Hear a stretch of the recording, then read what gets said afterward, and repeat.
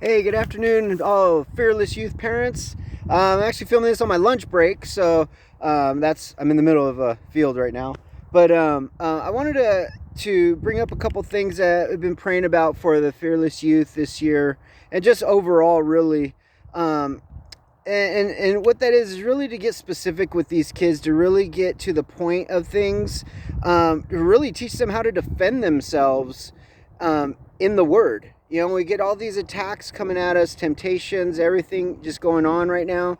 We need to know what is right and what is wrong. So there's a couple things that I want to really highlight this year, and I mean they're obvious, basic concepts. One is the heart, and then their walks. With their heart, I want to really focus on the Word this year, and I mean put that above all else, all events, games at our gatherings, stuff like that. But the Word needs to be paramount in our lives. Let alone our hour and a half meetings we get once a month, so or twice a month. But then the other is their walks, and I really wanted to. I'm really hoping and praying for opportunities for the kids to be able to serve this year. And one being, we'll probably start with the high school kids, being able to serve, helping out in the children's ministry, on our now that we're going to be able to start meeting on Sunday mornings, starting this week. But just things like that. So I wanted to really take a stand and invoke something that may sound weird. I don't know why it would, but may come off, from the wrong, maybe a little harsh. But I'd like to invoke like a no Bible, no entry policy, with our at our meetings. I mean, so many kids show up with no Bible, and then they just hold up their phone, and it's like that's not a Bible. That's just something else to distract you, just and a point being why I would prefer them to have paper Bibles, is the point that what I getting at here is bring a paper Bible, because when I have my Bible open, I can see 2 pages at a time. I can move forward, backward, all over, instead of just a little 3-inch screen. So they really need to know their Bibles, not their phones. They already know their phones enough.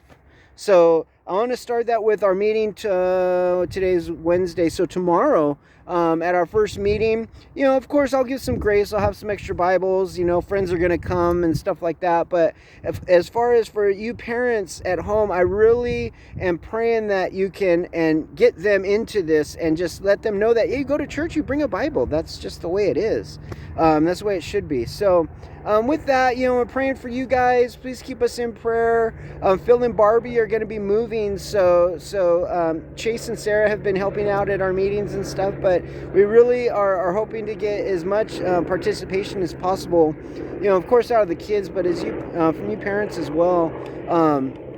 So with that, this is going to be really, really brief, but that's kind of where we're going. So if you keep that in prayer for this upcoming year. Who knows? Last year taught us we have no idea what tomorrow holds, but we know who holds tomorrow. So we'll never let go of that. And just thank you guys for allowing your kids to participate in this. And it's something that we take very seriously, because their souls are serious. That's how we look at it.